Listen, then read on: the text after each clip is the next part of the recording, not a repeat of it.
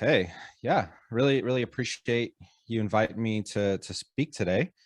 I do have some slides, and I think generally we want to discuss what it takes to sound and look great when we're not in the same room. Like our host just mentioned, right?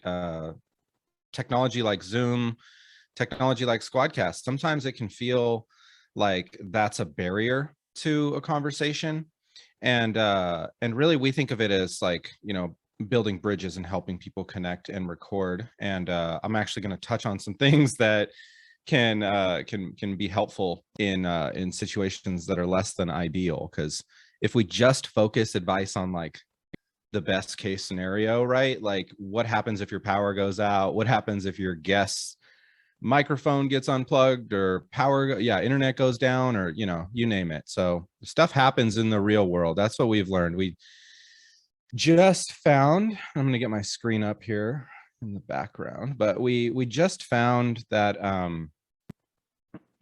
excuse me, that as of yesterday, that we've helped content creators and podcasters record over 1 billion minutes together, like on SquadCast as a platform. And that just blows my mind. So I only say that because we've learned a lot from those creators that we help to serve. And I hope to share some of that with you today. And that's really what it's about, right? Is we want to be successful. We want to sound and look great. We want to record content that our audience loves and resonates with and subscribes to, and pays for our premium feed and becomes Patreon supporters, and you name it, right? Continues to engage with our brand. And your experience matters as a creator. Your guest experience matters as kind of a temporary creator. We don't often think of them as podcasters, but they're kind of temporary podcasters, right? Like short term. Maybe it just starts there and keeps going. So we want to help you succeed no matter what.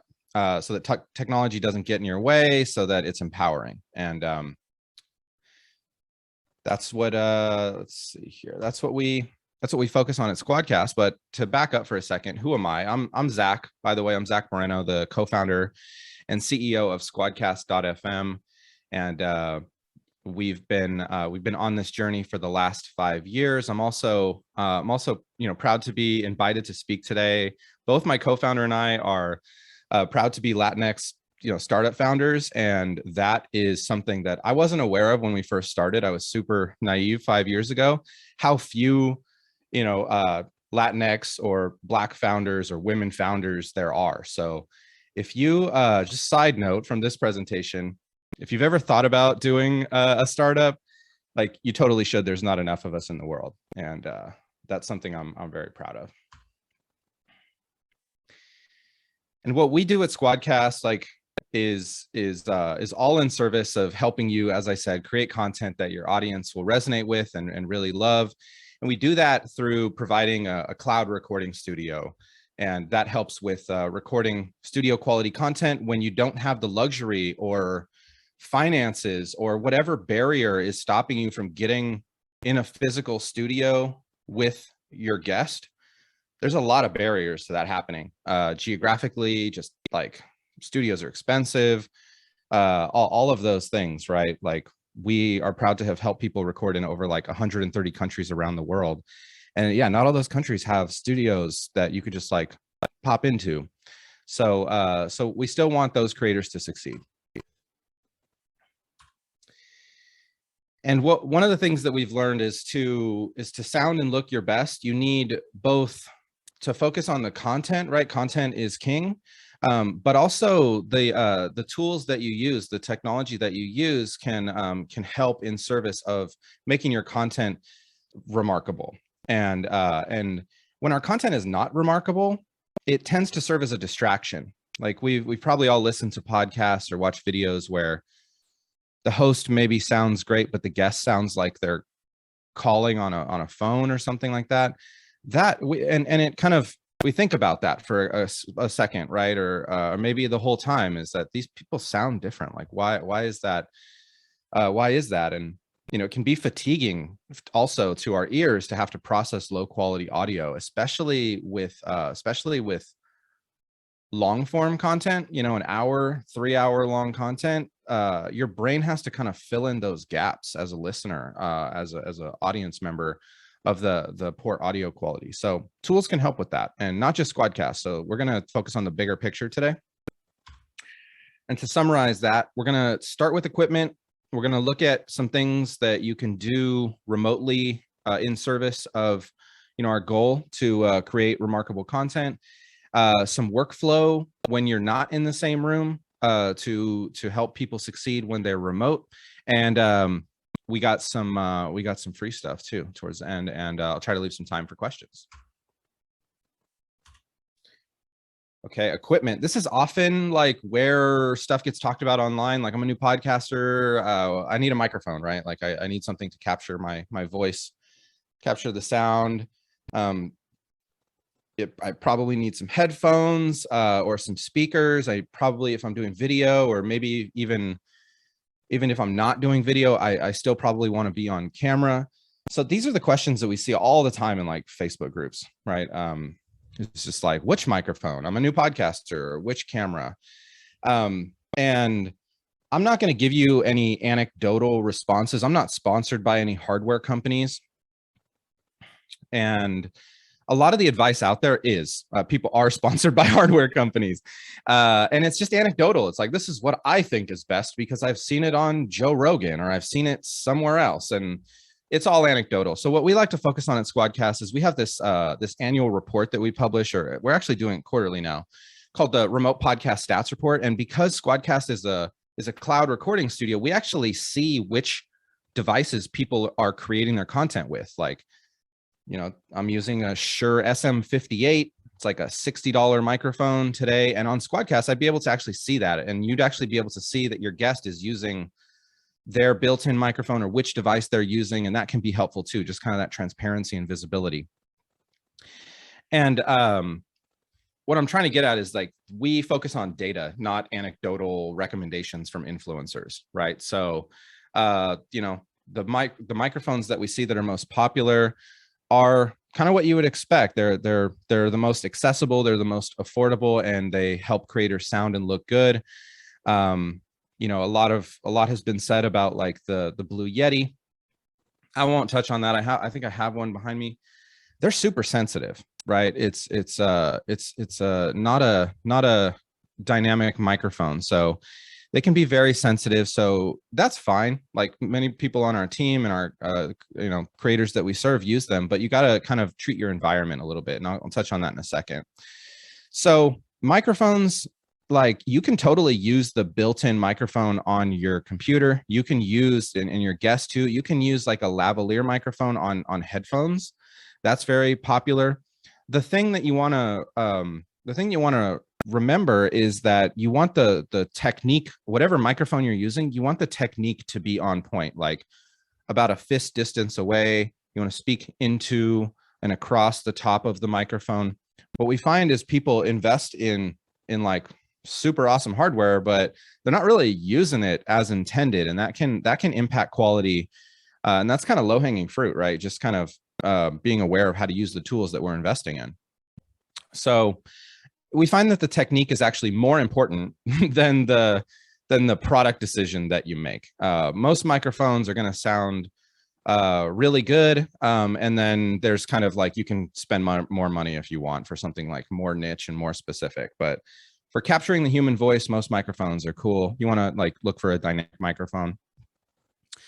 And then one thing that I'm always talking about is that it might not be obvious, because if I want to focus on audio quality, right, I want to have premium content for my audience, I'm thinking about my microphone, because that's where my voice is like being picked up. But our headphones can actually, wearing headphones can actually impact the quality for the better. And I only say that relative to not using headphones. So what's an alternative to headphones is usually speakers. Like, I don't have headphones on, so I still need to hear my guest when they're not in the same room, and speakers are kind of the alternative there.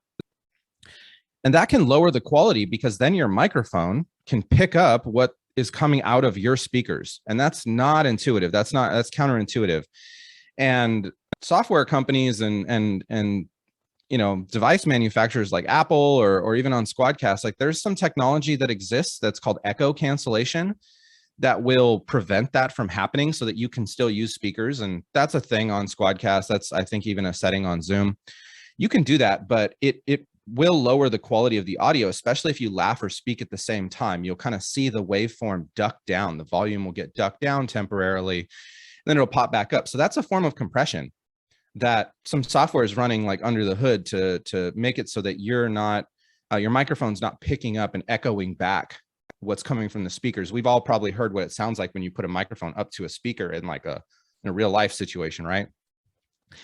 So this software exists to like counteract that, but it'll impact your quality. So the better solution than speakers is to just put headphones on, and then that software doesn't need to run and your audio is not going to get compressed. You can laugh and talk over each other as much as you want. I used to think that was just kind of like, oh, don't talk over each other. That's kind of a, like just being kind to other people, right? Compassionate, listening to people. But I've learned, in helping people record around the world, 130 countries, that different cultures are different. People speak over each other. This is not like about being rude. It's just how people communicate in different cultures. So headphones are the better option there.